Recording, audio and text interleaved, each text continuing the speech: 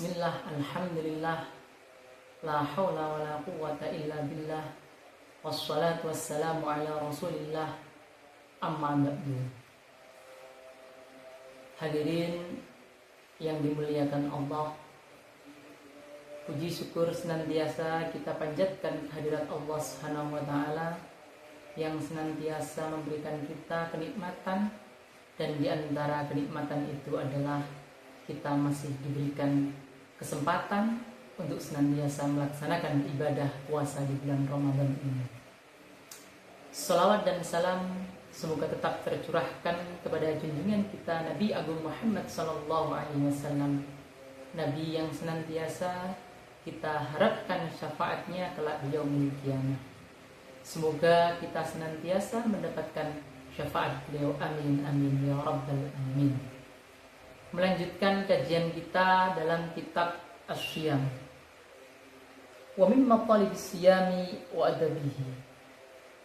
Dan di antara hal-hal yang dianjurkan ketika kita melaksanakan puasa adalah ittikhadus sahuri, melaksanakan sahur.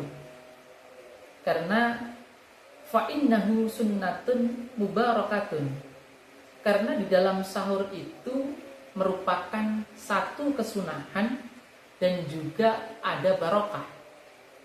Hal ini sebagaimana hadis yang diriwayatkan oleh Bukhari Muslim an Anas bin Malik radhiyallahu anhu anna Nabiya sallallahu alaihi wasallam qala tasahharu, sahurlah kalian semua, fa inna fis sahuri barokah. Kata Nabi, karena di dalam sahur itu terdapat barokah. Nah, barokah itu sebagaimana yang kita pahami adalah ziyadatul khair, bertambahnya kebaikan. Warawa al-Imam Ahmad an Abi Sa'id al-Khudri radhiyallahu anhu anna Nabiy sallallahu alaihi wasallam qala. Jadi Imam Ahmad, diriwayatkan oleh Imam Ahmad dari Abi Sa'id, Rasulullah sallallahu alaihi wasallam bersabda, as-sahuru barokah. Sahur itu terdapat barokah. Fala tat'uhu ay la tat'uhu. Maka janganlah kalian meninggalkan sahur. Walau ayyajra'a ahadukum jur'atan min ma'in. Kata Nabi, janganlah kalian meninggalkan sahur meskipun kalian bersahur dengan seteguk air. Fa innallaha azza wa jalla wa malaikatahu yusholluna 'alal mutasahhirin. Karena Allah, kata Nabi, dan para malaikat senantiasa bersolawat pada orang-orang yang sahur. Nah, kalau kita melihat penjelasan ini, Allah dan para malaikat itu bersolawat pada orang yang bersahur. Kita bisa merujuk pada ayat innallaha wa malaikatahu yusholluna 'alan nabi. Artinya bahwa Allah dan malaikat itu bersolawat, tentu penisbatannya berbeda. Kalau Allah yang bersolawat, misalnya kita merujuk dalam tafsir Al-Qurtubi, solawatnya Allah dan solawatnya malaikat itu berbeda. Kalau solawatnya Allah, solawat yang dinisbatkan pada Allah itu maksudnya adalah Allah memberikan rahmat. Tapi kalau malaikat yang bersolawat, itu artinya malaikat memohonkan rahmat. Kalau dalam ayat tadi Allah dan malaikat bersolawat pada Nabi, tapi dalam redaksi di sini itu Allah dan malaikat bersolawat kepada orang-orang yang sahur. Nah, pertanyaannya, al-mutasahhirin ini terkhusus pada para nabi, atau terkhusus pada para nabi, atau kepada umat manusia secara umum? Kalau kemudian kita misalnya merujuk dalam Khosyah As-Shawi, di situ dikatakan Allah itu ternyata juga bersolawat kepada selain Nabi. Kalau solawat Allah itu ditujukan pada Nabi, atau sholat Allah yang ditujukan pada Nabi itu adalah rahmatuhu al-makrunatu bitta'zim. Rahmatnya Allah yang diberikan para nabi itu bitta'zim, bersamaan dengan adanya mengagungkan, memuliakan para nabi.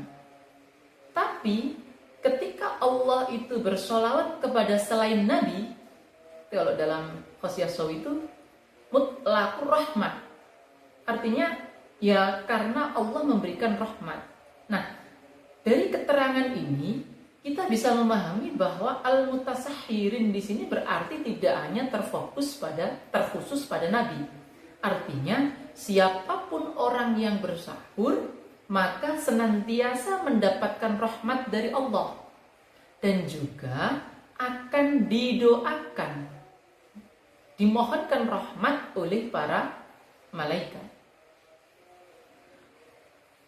Dan di antara kesunahan yang lain adalah ta'khirus sahur, wa yundabu ta'khirus sahuri, dan disunahkan untuk mengakhirkan sahur, wa adamu ta'ajjuli bihi, dan tidak menyegerakan sahur.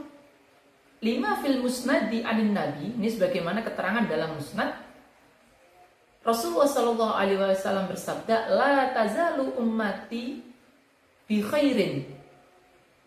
Umatku itu senantiasa berada dalam kebaikan, ma'ajjalu al-iftar, selama dia tidak menyegerakan ma'ajjal al-iftar, selama dia menyegerakan untuk berbuka, wa akharu sahur, dan mengakhirkan sahur. Artinya apa? Artinya bahwa orang yang senantiasa menyegerakan berbuka dan mengakhirkan sahur, maka orang itu senantiasa melaksanakan kebaikan. Wa min adabis siyami, dan di antara anjuran orang yang berpuasa adalah at-ta'ajjulu bil fitri, menyegerakan berbuka inda haqqil ghurub, ketika matahari sudah nyata-nyata terbenam. Rawa Ahmad wa Tirmidzi an Abi Hurairah radhiyallahu anna Nabiy sallallahu alaihi wasallam qala, Rasulullah bersabda, kata Rasul, qala Allah Ta'ala, inna ahabba ibadi ilayya. Ini kata Allah, sesungguhnya hambaku yang, inna ahabba ibadi, sesungguhnya hambaku yang menjadikanku senang, ajaluhum fitron, yaitu hambaku yang menyegerakan berbuka.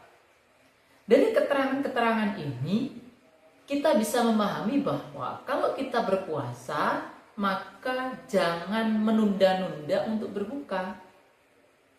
Jangan kemudian kita berpikir saya masih kuat, nanti saja bukanya setelah sholat tarawih. Justru itu yang tidak mendapatkan kebaikan. Karena jelas kalau buka itu ya segera, kalau sahur diakhirkan. Nah, tetapi juga bukan berarti sahur itu kita mepetkan dengan adzan subuh, itu juga kurang tepat juga.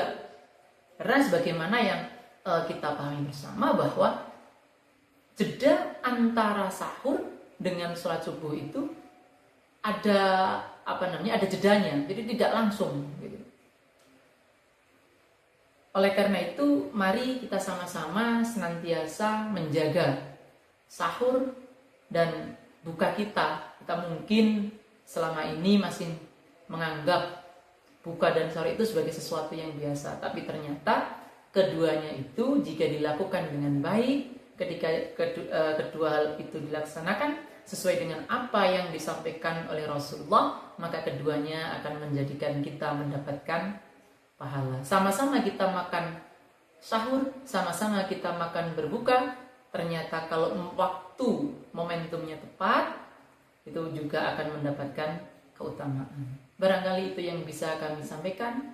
Tentu banyak kekurangan, kesalahan Akhirul kalam, wassalamualaikum warahmatullahi wabarakatuh.